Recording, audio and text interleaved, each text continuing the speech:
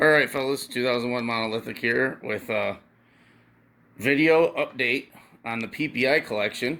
My buddy Keith, and he's going to run us through. We're going to go through, this is his entire PPI collection, and how many pieces? It's What you said, 120? 120. About 120 pieces we're going to be going through. So, so it's long and varied. So I'm going to let him take it away and run you through what he's got here. Just kind of start with the history at the beginning. This is one of the private label amps that Precision Power made for Crutchfield, and I had this amp apart and had it fully recapped and serviced, and it is from 1984. It's stamped on the board, which is Precision Power's first year in business, and this is kind of unique. It looks like the 2075 or like the A and AM series when you look at the heatsink, but it's not. You can see there, this whole center cover is a stamped steel piece, and then the bottom is stamped steel, and then the fins are the only thing that are machined aluminum. Oh, okay, I see. So yeah, this and this are one piece. Yeah, and okay. it's literally four pieces, both fins. The amp is the board is what holds it together in the middle, and then this is all one piece, the cover, and then there's the bottom. Okay, so yeah, it is different because right at first blush it looks real similar. Yeah, but at first glance it looks like this same amp, but this amp is all one single piece heatsink. Gotcha, and then the gains are on top. Yep. Yeah. So okay. And they're one for each channel too, which is different. Then some of the earlier Precision Power amps I have before the AM or the M series. I don't have too many. I've got this 2075, and then I've got the Staggered channel amps, the 3050, which this one actually is kind of a gimmick.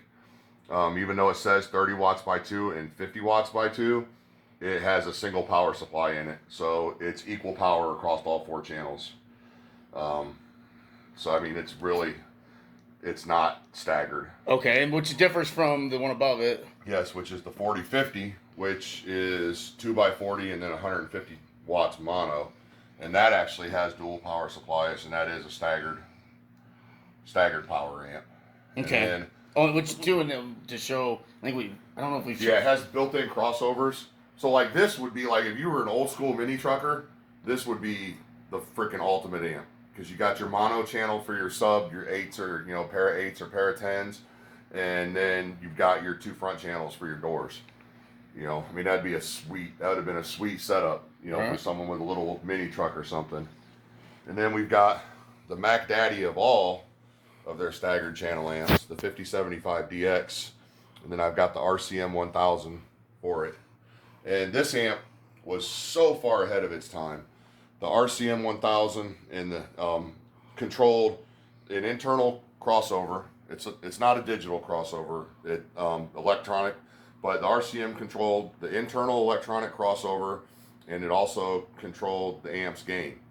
So without it, the only way you can operate this amp was from the factory presets, which I can't remember off the top of my head what exactly they were, but if the amp worked, you just couldn't change anything or adjust anything. And me and Brent were talking about this a while back. Kicker just came out with the new. Yeah, it's like a remote. What is that? The new KX series. Yeah. That has the bass knob, and then that also has the gain adjustment on it. I don't think you can adjust the crossover on it though, right? I don't know. But I don't know what. It's kind of similar to this, but how that just came out in the last 2 years, and Precision Power did this 30 years ago. Right. I mean, obviously it's not Bluetooth because the Bluetooth technology didn't exist. Yeah, you had to have a cable. Yeah. There's a digital cable for it, which I have also. This fully functions. The pair fully. Actually, everything you're looking at is fully functioning. But yeah, I mean, Precision Power did it 30 years ago. Right. Then we've got a really rare amp, half ohm stable mono. It's based on the Promos series, so this amp would be similar to like the Promos 25, except even lower impedance, because the Promos series are only 2 ohm mono stable. And original MSRP, they made 2 of them. Precision Power made two amplifiers in this series. There was the plus 100 and the plus 200. MSRP on the plus 100 was well over $800 for a 100-watt amplifier. Yeah, it's a really nice piece. And then from there, I guess we can work over to the early Sedonas. So there was 2 generations of the APAs, and the early Sedonas used the Molex plugs like the M and AM series amps. This is a 6-channel. There's actually 2 versions of this. There's a 625 and a 630. I have 2 625s. I really would like to find a 630 at some point. Then I got APA 100, and even just the thing that I really like is just the variations. I mean, APA 100, these are the original gray ones, and there's 2 different variations of the art on those. Yeah. Yeah, that's sweet. You know, there's a lot of variations of the Sedona amps that you can collect. So this is some processing that I have, some early trunk mount processors, the EPX 204 crossover, and then the DPX 222. And this one actually will also work as a bridging module. Oh, sweet. So like if you're an Orion guy with some old early Orion amps, this will the switchable where is it? Yeah, bridging control for your low output. So this would also work as a bridging. Well, like the BDG 400. Yep. Oh, I gotcha. A PAR 225 processor, probably one of the greatest half-DAN EQs, in-dash EQs ever made. Yeah, those things are sweet. And there's all the dip switches to center the channels. And, Yeah. or center all the frequency. Couple Sedona crossovers, the XO2 and the XO3. And then a couple FRX 456 crossovers, EPX 223s, and then a DEQ 230. The DEQ 230 actually just came out of and the FRX 456 just came out of that Taurus install. The car died, and the install came out. And I guess we will make a little jump right here since they're leaning there. Okay. These are the only amps I have past the .2 Art series, and it's a PCX 1500 and a PCX 4125, and they are both straight freaking monsters. Yeah, those are really heavy amps. Yeah, and in my opinion, they're actually pretty underappreciated. I know that was in the transition time. Some of these are U.S. made, some are Korean made, but they're still really nice. Yeah, because you'll see right here, this is a good example. I mean, designed and handcrafted in the USA, and then this one just says designed in the USA. Yeah. So this one, I was probably made here. Let me see, I got it up. I don't know how to do that, how to film that. The thing is the amplifier was designed in the United States. They didn't change the quality of any of the components. You know, so I mean, it's virtually the same amp. And then it was like Korean, which would be considered the good amps now. I mean, so the worst the of Korean those stuff is the worst of Precision Power was Korean. Korean, right? And that's the good stuff nowadays. Right. Then we'll move up here to these Sedonas, which would be the white APAs, are the second generation Sedonas, and we start working into the IX series and then the IQX, and these have built-in crossovers, and they use the SIP chips in those. Got quite a bit of the series, couple 200s, 100, 430. Those are pretty hard to find, the little ones, the 50. And then this is an IQX and an IX, 200 and 100. And then we've got my black Sedonas, which 460IX, another 460IX, 430. And then this is another 50Q. And this is one I just got. Yeah, the big dog. New in the box. It's never seen power, 500 IQX. And the IQX, this is something I just actually learned here on my from the IQ Sedona to the IQX. This one has basically bass boost on it. It's what was it, 12 up to 12 dB boost at 40 hertz. So it's being used as a sub amp, which only the IQX version had. And Yeah, then, we were able to look that up because this one came with the manual. yeah. And actually, the IQX, there was a little page tucked into the manual that was an addendum for the IQX series. Because the manual itself was actually for the IX. Yeah, so I had to rewrite the whole thing. Yeah, and that's all they did. Down here, this is a IQX, which has the bass boost like the black 500 earlier. And then a 460 IX. And an extremely rare Sedona amplifier link in between the two there. Then coming down here, starting along the wall here, Promos 450s, first amp, 50 watts by 4, but this is one of the low impedance amplifiers that they had, so this is in bridge mode, which is still a 2-channel amplifier since it's 4-channel, 2 ohm stable. 2300M, which that's a dual mono block, not capable of being bridged. And also, those two are the only two amplifiers of these generations to share the same artwork, the 2300M and the Promos 450. 2300AM in black. And then these are two Sedona APA 500 IXs. And then this is a later 500 IX after the APA here, and you can see all of these. The IX does not have the bass EQ. You can see that on all these, like the ladder, like the black Sedona 500. And then down here, these are 0.2R series, A1200.2. And then an AX 606.2. which is a 4-channel amp and then a 2-channel. Basically, it's an A404 and then like a Pro Art 50 in one chassis with built-in crossovers. The two, like what you'd say your sub-channels, are 2 ohm stable.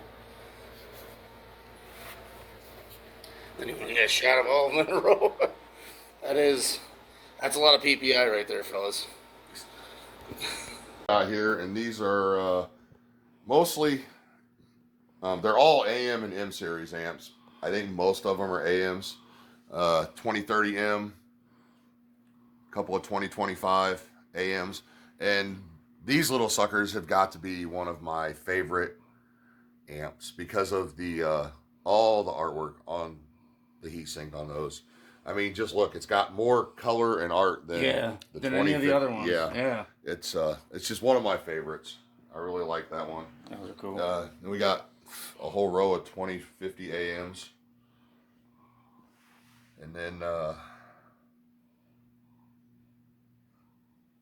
4200s, which was 50 watts by 4, which eventually would become basically this, the A404.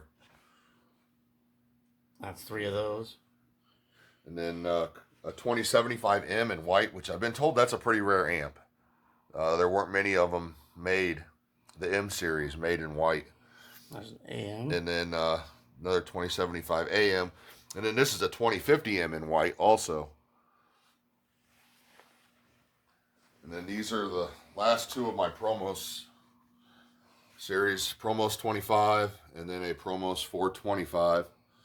And these are the 2 ohm stable amps. Nice. So with that 4050 that was in the other room, you're missing out of the white 12 and a 50. Okay. That's it on the whites. I had a couple of the blacks, but I traded them for a couple other PPI amps because at the time I didn't have any. Those were literally the only 2 black amps I had from the M and AM series at the time. Then we see what happened. Mm-hmm. All right. And then all these amplifiers here are all original. They're either A series or A.2s, 100s, 200s. This is a rare one here, Pro Art 50, which that's kind of a cheater. I don't know. I guess it's a cheater amp. People consider it a cheater amp. I mean, it's only 2 ohm mono stable. And real serious legit cheater amps were, 1 ohm, half ohm. So, but it is lower impedance than the rest of the amps. And then we've got down here some of my full art, all my full art amps. So the AX400, got two different versions of the AX400. This is one with just the standard ends.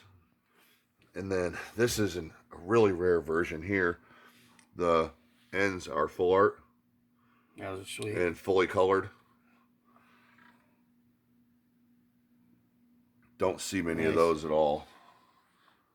And then the full art A300s. The row of them.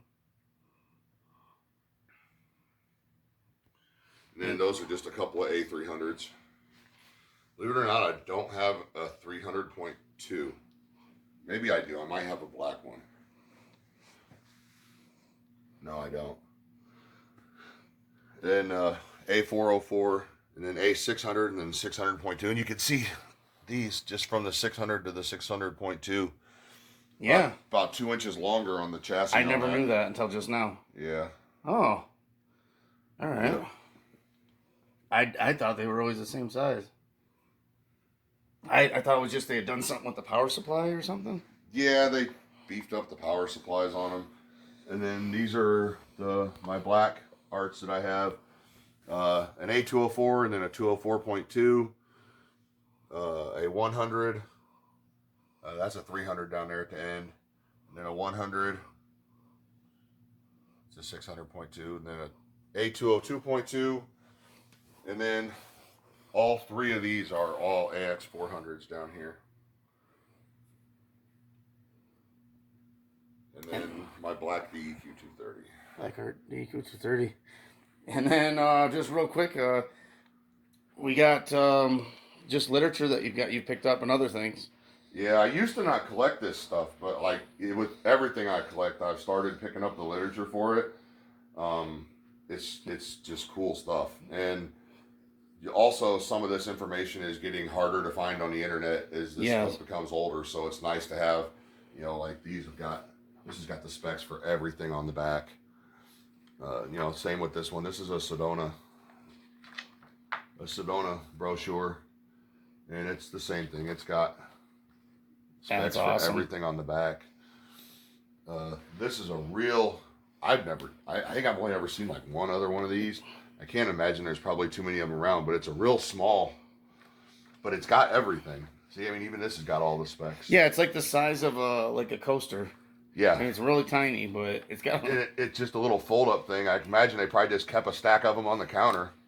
Yeah, that's sweet. And then a few of and I've got some other in the manuals for some of these in the boxes, too.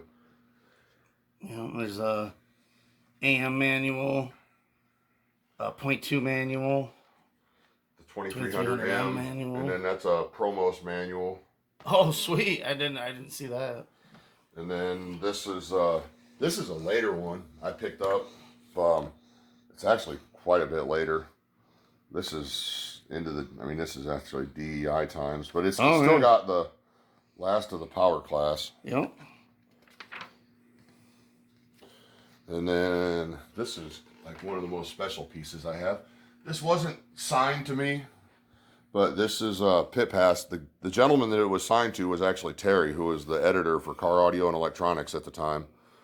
But that was signed by Carolyn Hall Young at the Iasca World Finals. Yeah, it's a really nice piece. In '93. Cool piece of history there. Yeah, awesome. Well, that wraps it up, fellas. It's quite the collection, and it's grown a lot in the last 2 years. Because we went to Slamology again yesterday. It's been 2 years since we went. Because they didn't have it last year, but... So that's the whole collection. And I know some people like to be like, oh, why do you have all those? And, just sitting there on a shelf. Well, I do display them, and I do run my amps. Obviously, I can't run these all at one time. Right. But I do run my amps. I just removed a old school PPI. The Sprint did the video on that. Yep, there's a video on my channel. PPI kicker video. I'm getting ready to do a big Lanzar build in my truck. Just waiting on a couple of the subs to come back. So, I collect this stuff. I love collecting it, and I love the history of it and the history of car audio. It's what we grew up with. And you know, this stuff when I was a kid, it was unobtainium. Maybe he'll Yeah. maybe he'll do a video someday on the Pyle stuff. That was the obtainium when I was a kid. Right. But I'm also from Northeast Indiana, and that's where Pyle originally was from. Yeah, so actually, real quick, if you that want, was 'cause the it's hometown brand. right over here. Do you want to show them the back of one of them, or? Yeah, we can show them this, yeah. So anybody who thought Pyle didn't have any good subs, you ain't seen one of these yet. You'll probably never see another one. These were Pyle's XS MagnaCast series, and it uses that 4-spoke basket that got around like a cheap date in high school. That everyone, you know, a lot of people use Rockford, Soundscream, Orion, but graphite cone subwoofer, butyl rubber surround. This sub has a 3-inch voice coil, single voice coil sub, double stack motor, gold screw down terminal leads. Yeah, that's an absolute beast. They're absolute beasts. Like 450 watts or 500 watts is what they're rated for. And they're just, this was Pyle's top of the line sub. The 12s, MSRP on the 12s was just under $400 in like 95. Yeah, so those were legit. Yeah. You know, and then, you know, I mean, it's just whenever he's got tons of stuff, but he's got too much to go over in one day, really.